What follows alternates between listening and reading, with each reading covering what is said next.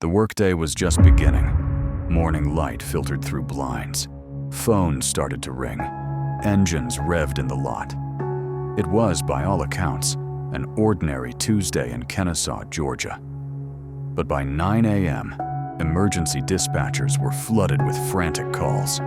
Inside a Penske truck rental office, tucked behind a retail corridor in Cobb County, something unthinkable had erupted. Shots, screams, bodies. 5 employees and customers had been gunned down in a matter of seconds. 3 would never walk out alive. What began as routine ended in horror, and for months, investigators struggled to understand not just who, but why.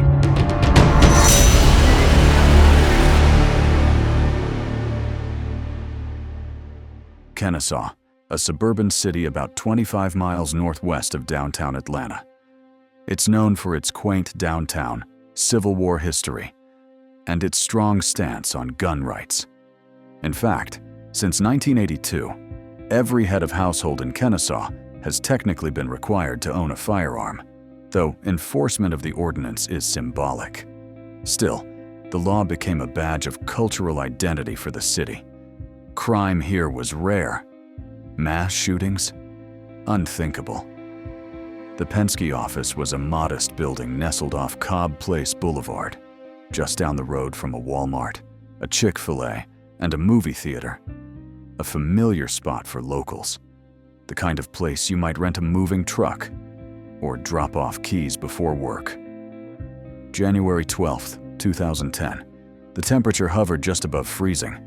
Inside the building, a small team had begun the day's routine. Clerks checked reservations. Drivers punched in. Coffee brewed. Among them was 37-year-old Charles Gunn, a longtime employee. Friendly, focused, reliable. Nearby was 27-year-old Kelvin Dye Jr., recently hired, but already well-liked. Customers moved in and out, loading gear and rental contracts. A man entered the lobby without a word. He pulled a 9mm handgun, and he opened fire. The scene erupted in chaos. Some employees dove behind desks. Others froze. Within seconds, 3 people lay motionless. 2 more were critically wounded. The shooter slipped away. First responders arrived in minutes, but for 3 victims, it was too late. The shooter had disappeared into the morning light. No obvious getaway vehicle, no immediate witnesses able to name him. Investigators were left with only a brutal scene and a single pressing question. Who would do this? Surveillance footage showed a man entering just after 9 a.m. He wasn't wearing a mask. He knew exactly where to go. He didn't rob anyone. He came only to kill. Within hours, Cobb County homicide detectives canvassed the surrounding area. Rumors spread. Was it gang-related? A disgruntled customer? A random act of violence? The truth would be far more unsettling. A motive buried in paranoia. A plan shaped by delusion. And a suspect who believed he was saving the world. Within hours, Cobb County homicide detectives canvassed the surrounding area. Rumors spread. Was it gang-related? A disgruntled customer? A random act of violence? The truth would be far more unsettling. A motive buried in paranoia. A plan shaped by delusion. And a suspect who believed he was saving the world. By 10 a.m., the Penske parking lot was sealed off. The street was a sea of flashing blue lights and news crews. Families were being notified. The building was now a crime scene. And Kennesaw, a city not used to headlines like this, had become the center of a major homicide investigation. Inside the office, forensic teams began documenting everything. 9mm shell casings were marked and bagged. Blood spatter analysis suggested precision. Victims had been targeted at close range. Security footage was pulled from building cameras, and detectives started identifying the fallen. Victim: Charles Gunn. Charles Gunn was 37. He'd been working at Penske for years. Colleagues described him as steady and dependable, the kind of guy who always showed up, who never complained. He had 2 daughters. He'd recently bought a new car. That morning, he never made it past the lobby. Victim: Kelvin Dye, Jr. Kelvin Dye Jr. was only 27. He'd been on the job just a few months, working the front counter. Known for his humor and hustle, he had dreams of moving into management. He died behind the desk he worked so hard to earn. Victim: Pedro Perez. Pedro Perez was a customer, a father of 5.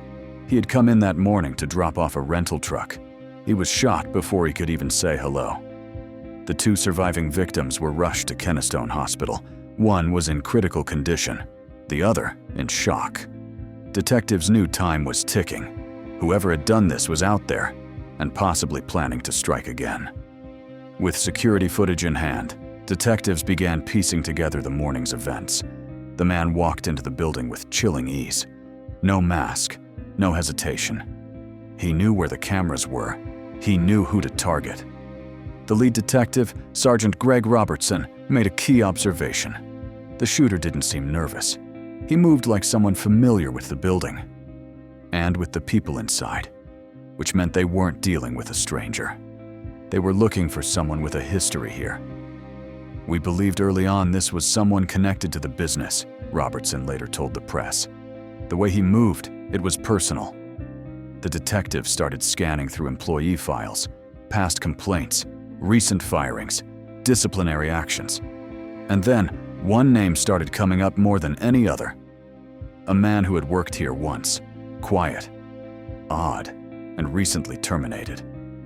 B-roll of an older man walking alone, clocking in, sitting silently in break room. Faces obscured. He had complained of being watched, of voices in his head. He believed people were after him. Colleagues said he kept to himself. But behind closed doors, he was unraveling.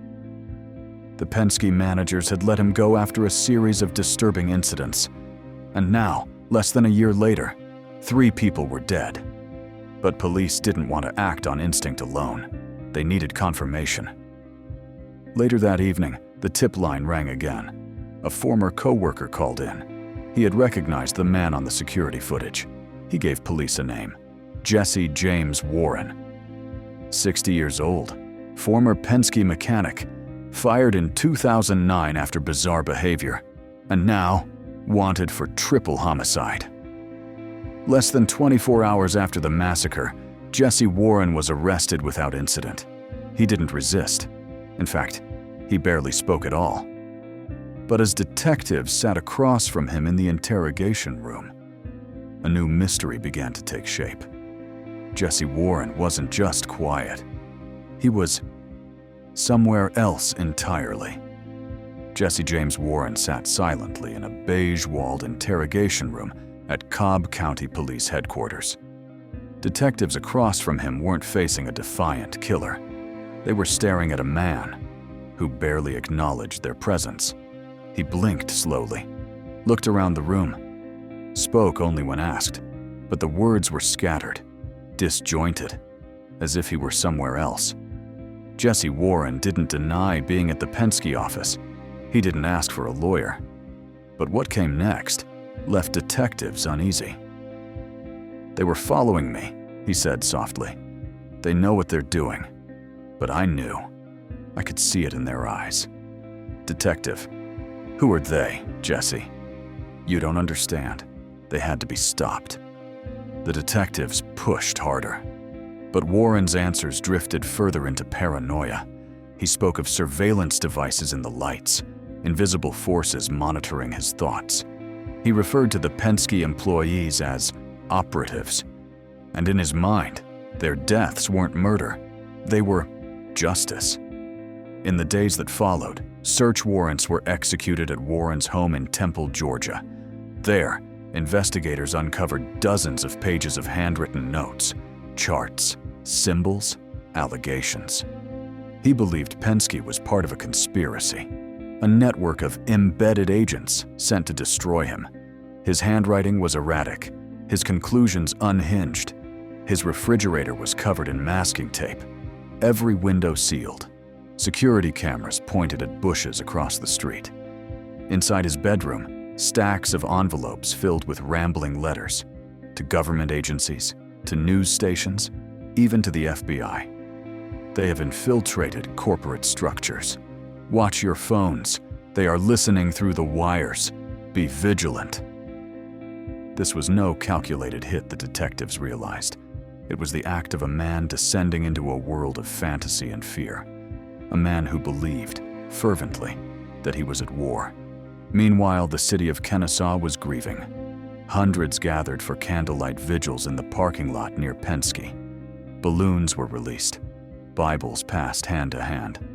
And local clergy tried to make sense of the senseless. Charles was just starting to rebuild, his sister told reporters. He didn't deserve to die like that. None of them did. Kelvin Dye's parents remained largely silent during the first weeks. Their son's name was etched onto a memorial near the building's entrance. They had no words left, only sorrow. By mid-February, Cobb County prosecutors announced formal charges. Jesse Warren was indicted on 5 counts of aggravated assault, 3 counts of malice murder, and potentially the death penalty. But even as the indictment moved forward, one question hovered like a shadow. Would Jesse Warren ever stand trial? Because behind the charges was a growing consensus. Jesse Warren might be legally insane. Psychiatric evaluations were ordered. Court-appointed doctors spent hours interviewing him. And slowly, a picture began to emerge. Jesse Warren suffered from severe paranoid schizophrenia. In 2011, Judge Mary Staley ordered Warren committed to a psychiatric facility for competency restoration. The trial was paused. Lawyers waited and waited. Year after year, updates came and went. Some said he was improving. Others said he never left his room. And through it all, families of the victims waited for justice. By the summer of 2011, Jesse James Warren had been in state custody for over a year.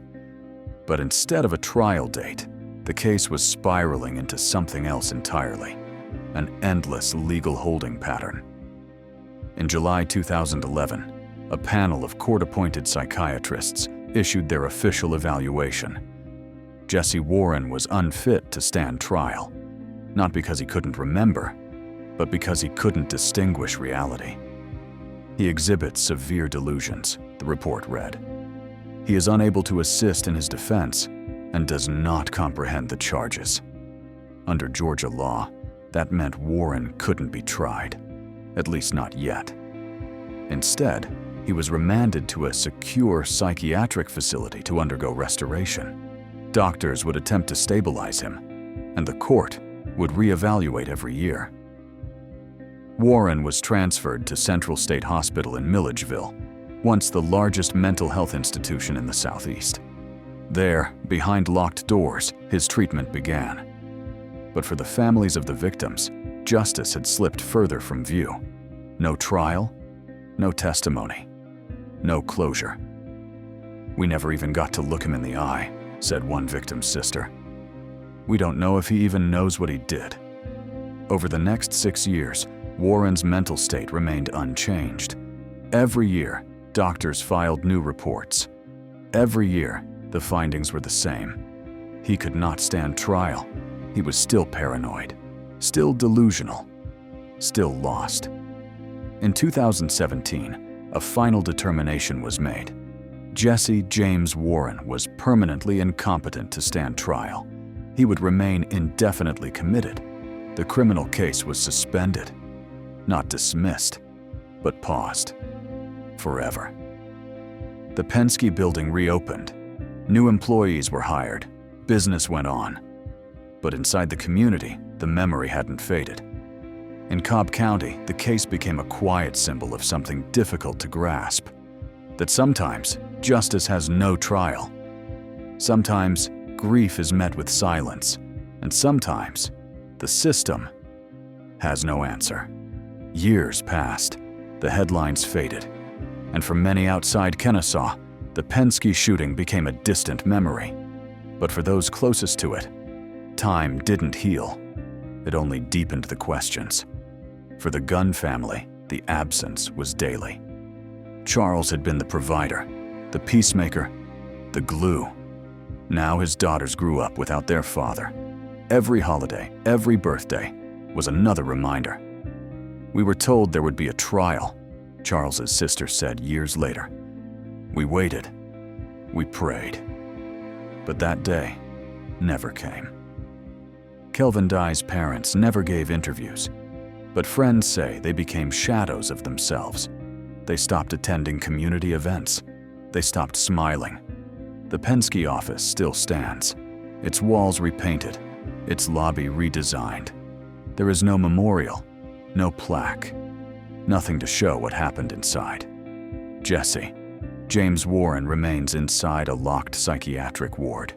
He receives medication, he has no visitors, and he has not spoken publicly since the day of the shooting.